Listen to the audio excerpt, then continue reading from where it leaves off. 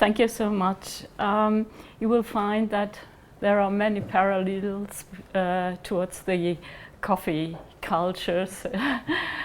Well, the mobilization of the civil society after the beginning of the First World War was not limited to supplying and regulating materials resources, but also to emotional resources in order to sustain the fighting morale of the soldiers and also to keep the solidarity of the home front.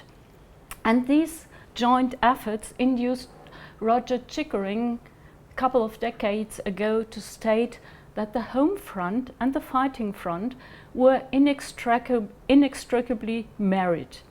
And I would like to use this image because marriage encompasses harmonious unity, it encompasses conflicts and maybe also divorce. So we have talked for about 1.5 days about that the food supply really became of paramount importance to the war effort. So, and we already heard from Chantal that it was a pressing task of the German government to supply a sufficient amount of food, but in the end it didn't succeed. And we also know that when Germany entered the war, but not only Germany, but also Britain and the other countries, they all thought war would not last long, and Germany thought Germany could not be starved. So Germany did not make any preparations at all. But the failure to store provision soon became visible at latest after the battle at the Marne.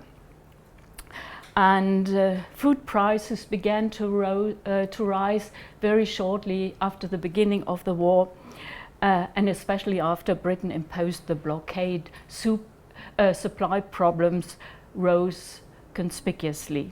Demand for centralization and fair distribution of food became widespread, as we already heard from Chantal.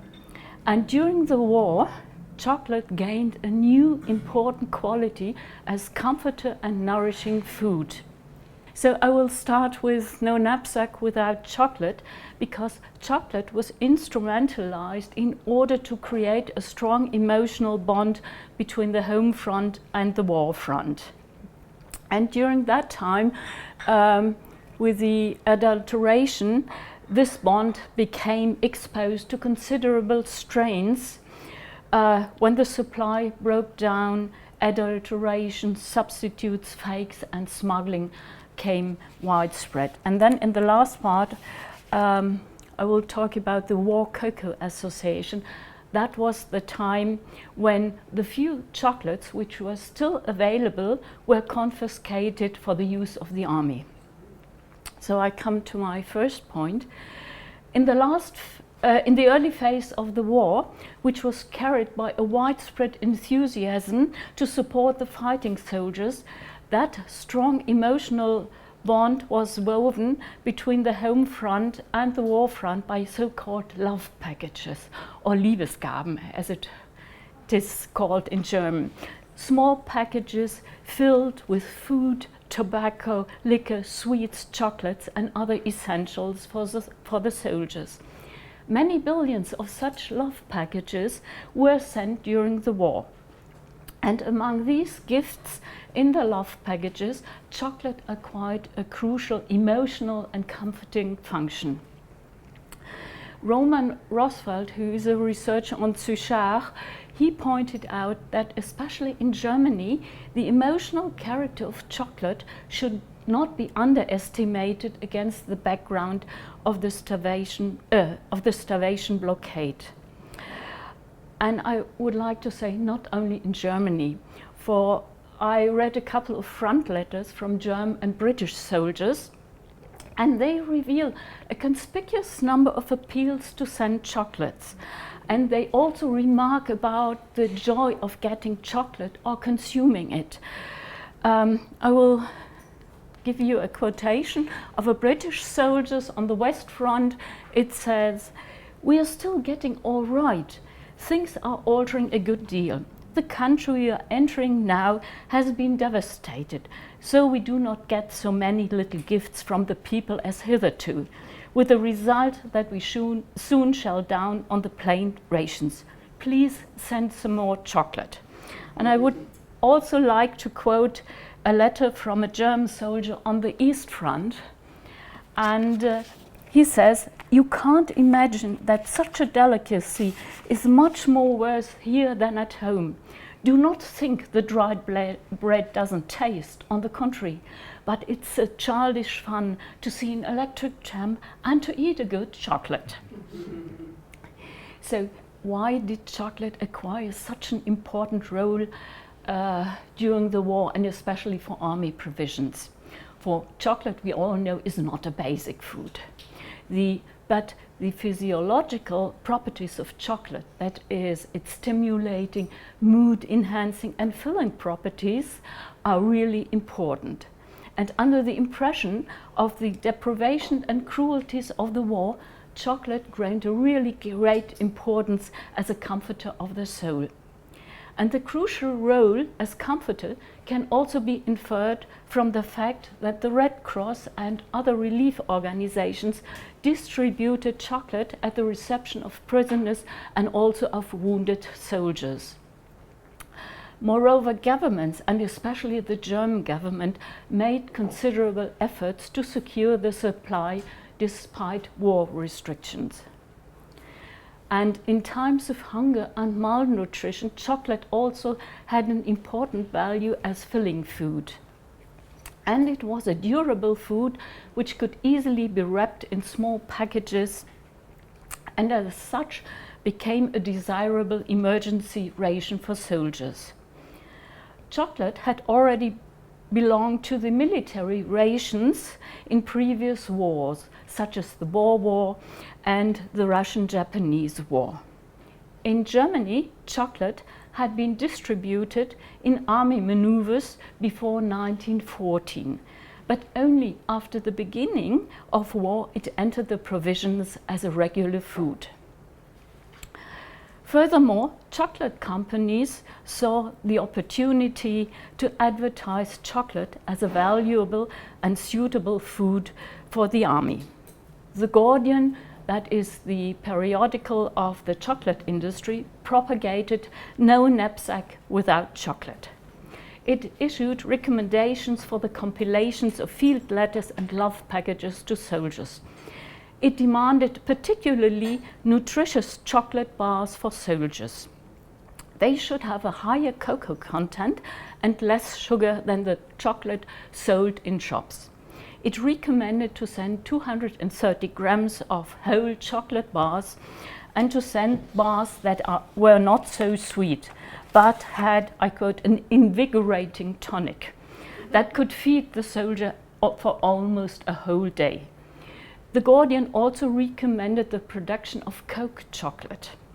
And companies like Stollwerk Chocolate started to produce Battlefront wafers, Battlefront chocolate biscuits, and cocoa cubes for the army. Chocolate stocks were sufficient in the early phase of the war, so that chocolate firms donated freely. Stollwerk, for example, donated 10 tons of chocolate to the Eastern Front at Hindenburg's birthday on the 10th of October 1915. In all, Stollwerk donated 50 tons for German and Austrian soldiers. The Sprengel company in Hanover, another big company, also donated chocolate very liberally to the army. It had sent, for example, 4,000 chocolate bars to the 10th Army Corps in spring 1915, besides many donations to battlefield hospitals. Besides the Stollwerk donations, so-called love presents became very popular. Many females were organized in war societies, such as Frauenhilfsaktion im Kriege, that is Women's Relief Action in War, or the National Female Service. They mobilized and organized donations. They collected self-knitted fabrics, books, cigarettes, chocolate, and sent small messages to encourage the soldiers. In November 1914, The Guardian also published a call to send samples of cocoa beans to produce chocolate for the soldiers. Samples were sent to such a considerable amount that more than 4,700 pounds of chocolate could be produced for the army. And they published 2 further calls with similar results.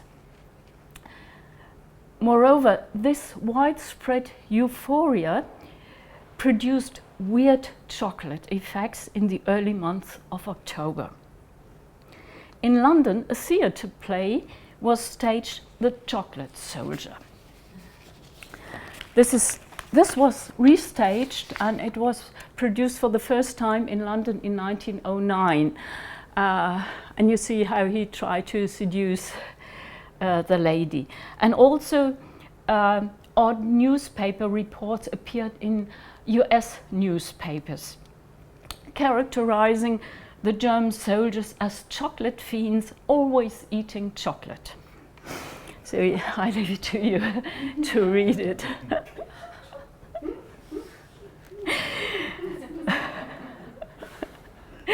By the end of 1914, the awareness had spread that war would last longer and turn into a trench war.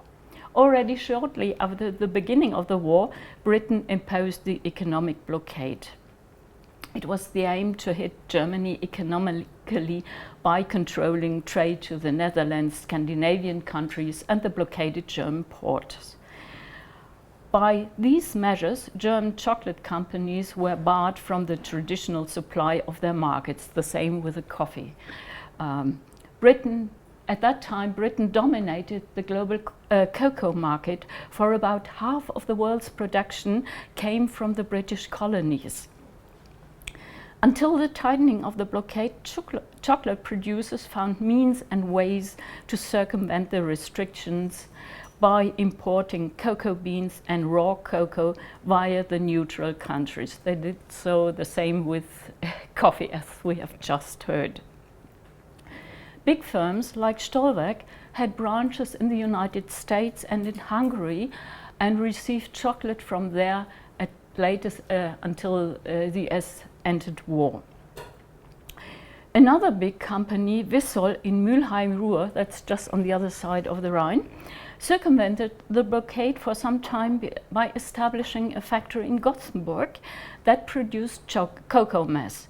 Wissol bought the beans in Belgium and the Netherlands, and from there they shipped the beans to Gothenburg, probably illegally, and then they produced the cocoa mass for the German market. The volume of the contraband chocolate trade was such that it caused the attention of the British Parliament in London.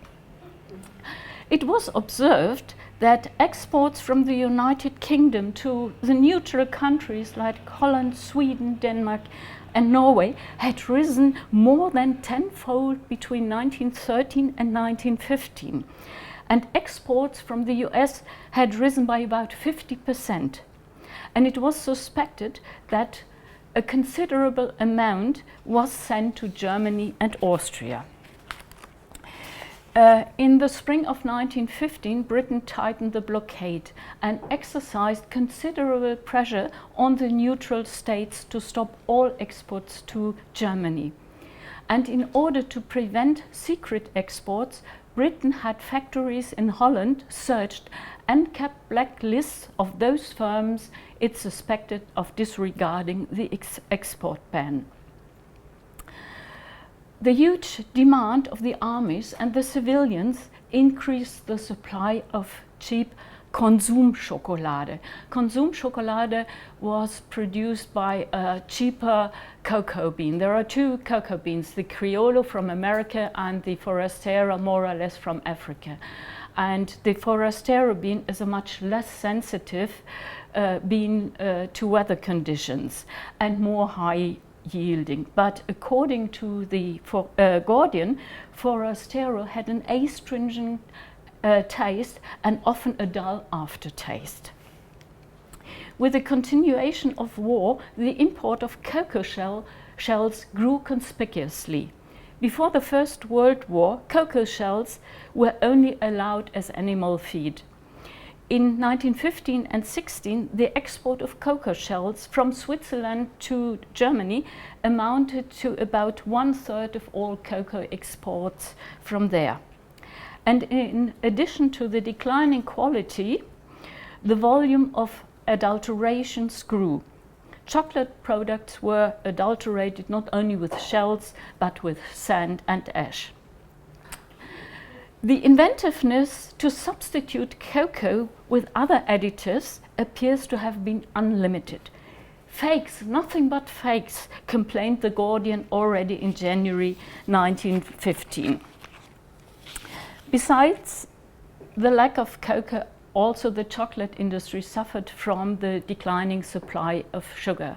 Sugar had been abundant before the war, and most of the sugar had been exported to Britain.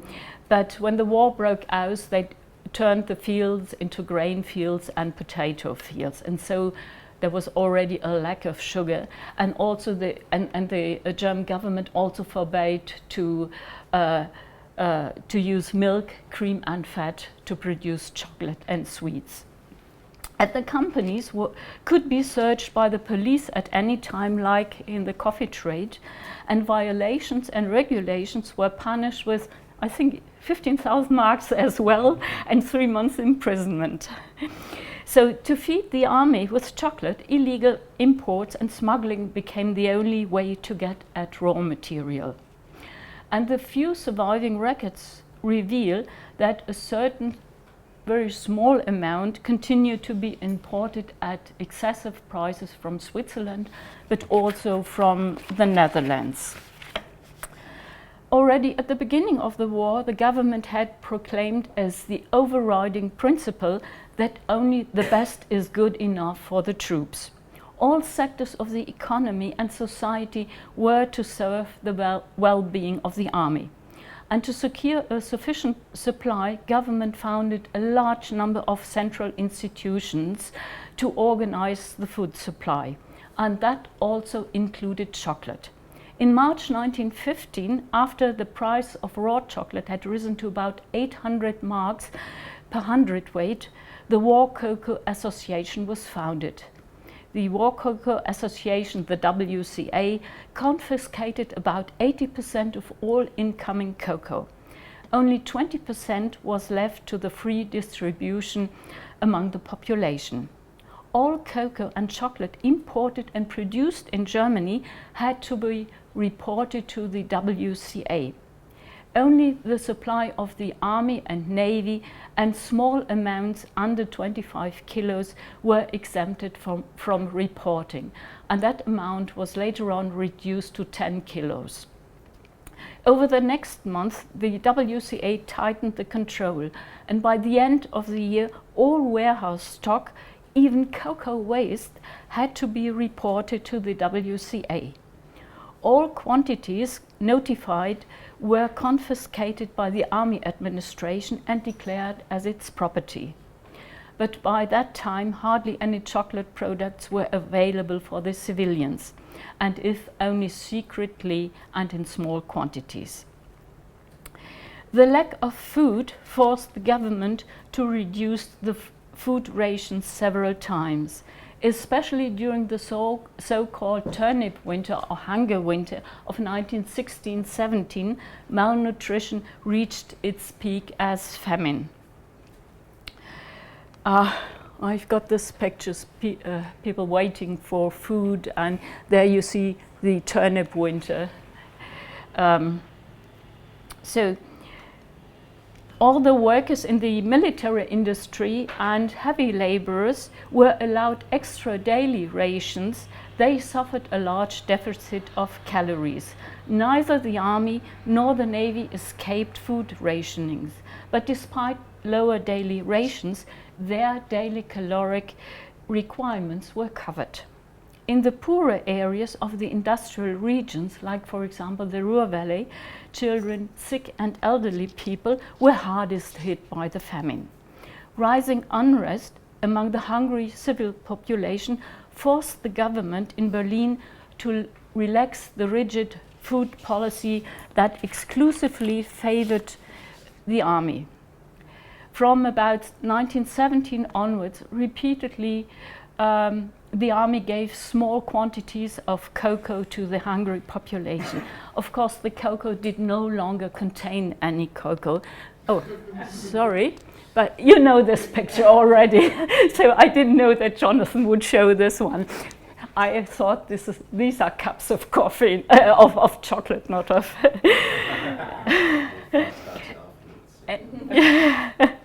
In spring 1918, the local administration, for example, in Cologne and Duisburg, decided to supply cocoa for ill persons with Dr. Michaelis Eichel cocoa, that is Aiken cocoa.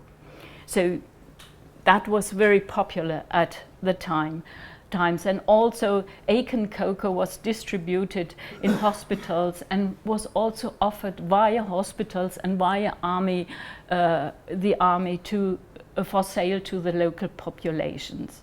And we know that scarcity continued after the end of the war, because the blockade was only lifted in 1919. And then again, cocoa, the chocolate companies could not begin to produce, but because of France and England, they sent finished chocolate products there, and the German companies could not compete with them. About 220 chocolate firms had closed their doors during the war. I come now to my conclusion. The effective bond had woven between the home front and the war front in the first years became a test case of solidarity, and the strong emotional bond between the home front and the war front began to crack with a growing supply problems. Voluntary donations by the civilians to the front stopped with the food problems. Furthermore, the government discouraged this practice of love presents because of the exorbitant prices and fraudulent practices. And it finally came to an end after the centralization of food supply in 1916. By that time, chocolate stocks were almost empty, and the little that came in was reserved for the troops. In the turnip winter, the emotional bond broke down. In view of the plight of the civilians, the German government was forced to relax its rigid policy in favor of the troops, to open its stores to the exhausted, emaciated and hungry population.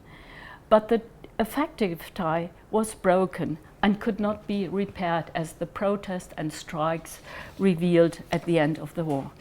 Thank you very much for listening.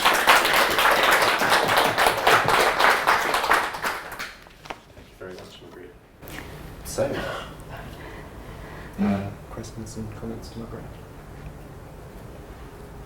I'm interested in different national tastes in chocolate. Yeah. Because you talk obviously about the need to reduce sugar and fat in products. Yeah. Now, for British people, certainly up until recent years, chocolate has always been, certainly for working classes, about milk chocolate, because fat has a particular mouthfeel that can't be recreated with other food substances. So I'm just interested, were German working classes, was their taste, say, for chocolate bars, was it more what we look at as dark chocolate now, or was it still this, most of British chocolate is just higher in, I think, fat and sugar than it is any sort of chocolate? Yeah, it was in the chocolate for the working classes as well, and they produced very small pieces of chocolate which you could find in these automatic machines, and you put in 10 pieces or something like that, and children could get out a small piece of chocolate. But this chocolate was a very cheap chocolate with a lot of sugar and a little bit of milk only. So, but there was a special chocolate produced for men, a strengthening chocolate, and there are fantastic adverts, even by Cadbury, showing or advertising for men, because men chocolate had to be darker. In German we call it Herrenschokolade. And that was a dark chocolate and a strengthening chocolate.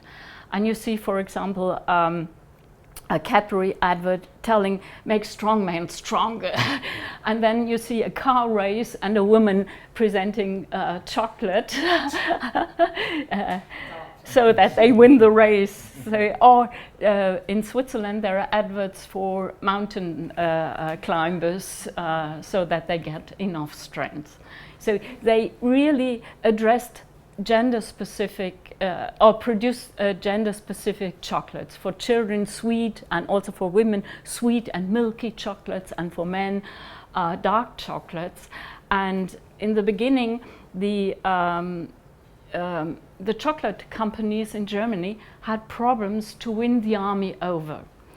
And this really took about 20 years, and only with the coming of the war, they could supply the armies, because the army was skeptical about chocolate, too sweet and too feminine in a way. So and that only changed in 1914. And really, the companies had to, or the companies increased their adverts for the army. In order to supply the army, because it was also a very profitable business to supply the army. But I think that's the same in Britain. Can I throw a question to you, Yeah. Margrit, then? Because I'm just interested in almost the split between chocolate bar Yeah, and chocolate then consumed as beverage. yeah, Because sort of you talk quite a lot about chocolate bars. yeah. And your Heron chocolate presumably is bar to be made edible and eatable. Yeah. But, you know, let's give you the benefit of the doubt and say this is chocolate. Then,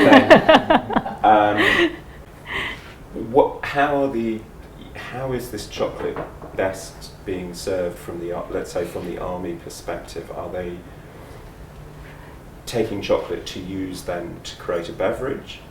Or are they just distributing it as a ration to be used edibly? Because I mean, it's quite a big. It is the big shift in chocolate production is really from beverage source to direct eating. So I wondered if you could say a bit about the balance there and how that works. I think it changed very much during the war. I don't have any figures, but because chocolate bars were used as an emergency ration for soldiers on the front, and I found letters, they said, I have nothing to eat except a small piece of chocolate. So that in that moment chocolate bars became very popular. But of course with the hospitals they preferred to serve cocoa or chocolate as a drink. That was more easily to produce there. But the amount of chocolate bars increased, I think, very much during the war. And also what changed is the production area, because before the war most of the cocoa came from South and Middle America, and that changed during the war. And the plantation in Africa really grew during that period. So, and we know most of the chocolate we get today is from Africa originally. About 90%, I think, today. I think there'd probably be an issue, soldiers' ability to brew up, in a front line.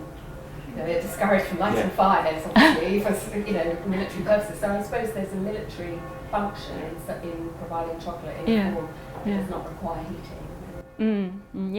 That's it. It could be easily packed in very small packages. And when I was in London and visited the Brands Museum, they showed small emergency packages made by Cadbury, and they really had tiny pieces of chocolate in it. So that was very interesting for me to see that it was already produced in 1914 at that time. So, And chocolate bars also became very important in the Second World War. But then it was chocolate was not only added with Coke with Coca-Cola, but also with pervitin. Pervitin is a drug, and a very dangerous drug. But at that time, it was a new drug, hardly known, and they really were pleased about, like our artificial drugs, which we have now. We thought they have no Nachwirkung, side effects.